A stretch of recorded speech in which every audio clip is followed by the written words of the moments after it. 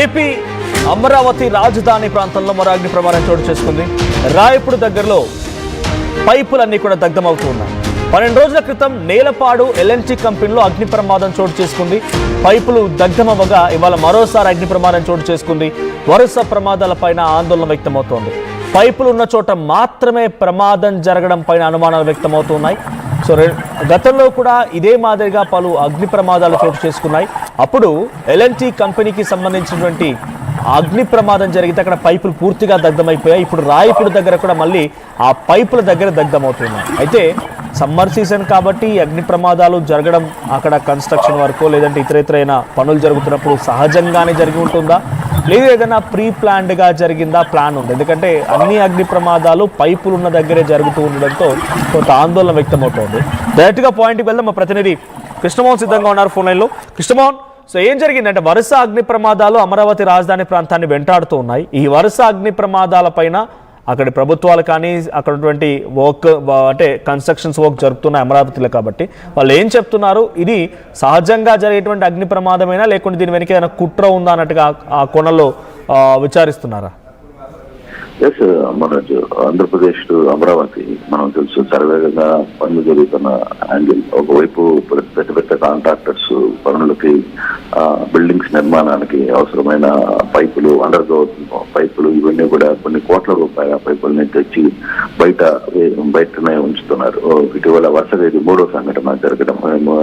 వరుసగా జరుగుతున్న అగ్ని ప్రమాదాలు అమరావతి సమీపంలో మాత్రం కొంత ఆందోళన కలిగిస్తున్నాయి. మొన్న నేలపూడి దగ్గర ఎల్ఎన్టీ కంపెనీకి సంబంధించి దాదాపు 9 కోట్ల రూపాయలు సిద్ధమైతే ఇప్పుడు రాయపూడి దగ్గర రాత్రి తెల్లవారుజామున జరిగిన ఈ సంఘటన ఒకసారిగా ఆందోళన కలిగిస్తోంది. ఇప్పటికే ఆ ప్రాంతంలో రైతులు, ఆ ప్రాంతంలో ఉన్న నిర్మాణాలు తీసుకుంటున్న సంస్థలన్నీ కూడా ఆందోళనకు గురవుతున్నాయి. ఎవరు ఉద్దేశపూర్వకంగా వరుసగా పెడుతున్నారా లేదా ఎండ తీవ్రత, ఎండ కూడా అమరావతి ప్రాంతంలో విపరీతంగా ఎండ, విజయవాడ పరిసర ప్రాంతాల్లో 48, 49 వరకు ఎండ వస్తున్న తీవ్రత ఉన్న నేపథ్యంలో ఎండకి ఈ వ్యవహారం జరుగుతుందా, లేదు బయట వేసేయడం వల్ల చెట్లు, తర్వాత వీటన్నిటిలో ఉన్న చెట్ల దగ్గర చాలా కాలంగా బయట ఎండలో ఉండిపోవడం వల్ల వాటర్ లింక్ నుంచి ఏమైనా హీట్ జనరేట్ అయ్యి జరుగుతుందా అనేది మనం చూస్తున్నారు. అయితే పోలీసులు కూడా నేలపాడు సంఘటనలో కూడా ఐజీ కావచ్చు, ఇతర అందరూ కూడా లాస్ట్ టైం కూడా వచ్చి తనిఖీ చేసి దీని వ్యవహారంలో పూర్తిస్థాయిలో ఎంక్వైరీ చేస్తామని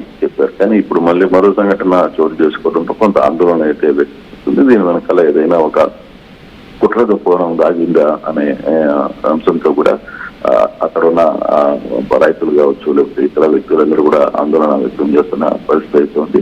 కానీ ఏదేమైనా ఈ సంఘటన కొంత ఆందోళన కలిగించే అంశమే. ఒకవైపు నిర్మాణాలు పెద్ద ఎత్తున జరుగుతున్నాయి. ఇప్పుడు ఈ రోజు రాయపూడిలో జరిగిన సంఘటన కూడా ఐఏఎస్ల నిర్మాణం, ఐఏఎస్ల కోసం ఏర్పాటు చేసిన నిర్మాణాల కోసం ఏర్పాటు చేసిన పైపులు ఇవన్నీ కూడా పూర్తిగా శక్తమయ్యాయి. ఇప్పటికీ తెల్లవారుజాము నుంచి కూడా తర్వాత ఇతర అధికారులందరూ కూడా వాటిని కట్టడి చేసే ప్రయత్నం అయితే చేస్తున్నప్పటికీ పెద్ద ఎత్తున మంటలు వ్యాప్తితో పూర్తిగా ఖాళీ వ్యక్తమై చూడాలి. దీని మీద అమరావతి ఏపీ పోలీసు ఏ విధంగా రియాక్ట్ అవుతుంది, దీని వెనకలు ఏమైనా కుటుంబం దాగుందా అనే ఆహారం మీద కూడా పూర్తి స్థాయిలో విచారణ చేపట్టే ప్రయత్నం అయితే చేస్తున్నారు. రైట్. సో కంటిన్యూస్ అగ్ని ప్రమాదాలు జరుగుతున్నాయి. సో కన్స్ట్రక్షన్స్ కొత్తగా అక్కడ కంపెనీ ఏర్పాటు కానివ్వండి, లేకపోతే ఇతరత్ర అక్కడ కొత్తగా రాజధాని ఏర్పాటు అవుతుంది కాబట్టి అక్కడ వ్యవస్థల్ని ఏర్పాటు చేసుకున్న వాళ్ళు ఏం చెప్తున్నారు అంటే ఈ అగ్ని ప్రమాదాలు నివారించాలంటే ఎటువంటి చర్యలు తీసుకుంటే బాగుంటుంది? సో వచ్చేదంతా కూడా ఇంకా వేసవి కాలం, ఇంకా చాలా మండుటిండలు ఉండే అవకాశం ఉంది. ఈ ఫైర్ యాక్సిడెంట్ జరిగినాయంటే ఇంకా చాలా పెద్ద మొత్తంలో తీవ్ర నష్టం వాటిల్లో అవకాశం జరగకుండా ఉండడానికి అధికారులు ఏం సూచనలు చేస్తున్నారు? అక్కడ వ్యవస్థలను ఏర్పాటు చేసుకున్నటువంటి ఆ సంబంధిత కంపెనీస్ పెట్టే వాళ్ళు కానీ లేకపోతే కన్స్ట్రక్షన్ వర్క్ చేసే వాళ్ళు ఏం చెప్తున్నారు? బేసిక్ గా ఇప్పటికే దాదాపుగా 20,000 మంది వివిధ రాష్ట్రాల నుంచి, వివిధ ప్రాంతాల నుంచి కార్మికులు అక్కడ రోజు పనులు చేస్తున్న పరిస్థితిని మనం చూస్తున్నాం. దాదాపుగా అమరావతి పరిసర ప్రాంతాల్లో దాదాపుగా 20,000 మంది దాదాపుగా వివిధ ప్రాంతాల్లో ఆయా కన్స్ట్రక్షన్స్ కి ఇప్పుడు ఎన్సీసీ కావచ్చు, లేకపోతే ఎల్ఎన్టీ కావచ్చు, లేకపోతే ఆర్వీఆర్ కావచ్చు, ఇలా వివిధ కంపెనీలకు సంబంధించిన నిర్మాణాలు అక్కడ జరుగుతూ ఉన్నాయి.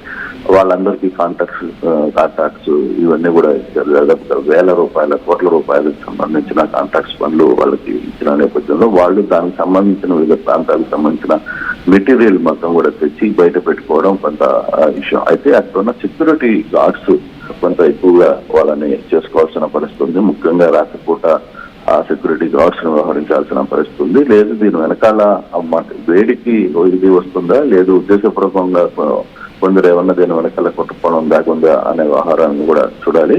కానీ మొత్తం మీద అయితే ప్రభుత్వం కొత్త అప్రమత్తమైనట్టుగానే కనబడుతోంది. ఈ వరుసగా జరుగుతున్నాయి, ఇది 3వసారి ఈ సంఘటన జరగడం. వరుసగా జరుగుతున్న సంఘటనల తర్వాత ఏ విధంగా రియాక్ట్ చూడాలి. ఇప్పుడు వాళ్ళతో ఏమన్నా మీటింగ్ పెడతారా? ఇప్పటికే అక్కడ చాలా అధికారుల్లో కూడా చాలా మార్పులు చేర్పులు చేస్తున్న అదే కమిషనర్ కన్నబాబును మార్చారు. తర్వాత వెంటనే అక్కడ ఇంకో వ్యక్తిని రామరాజుని తీసుకుని వచ్చి ఆ ప్రాంతాలను నియమించారు. సో ఇవన్నీ కూడా కొంత చూడాలి. ఇప్పుడు ఫర్దర్ గా జరగబోతున్న అంశాలు ఏ విధంగా ప్రభుత్వం రియాక్ట్ కూడా చూడాల్సిన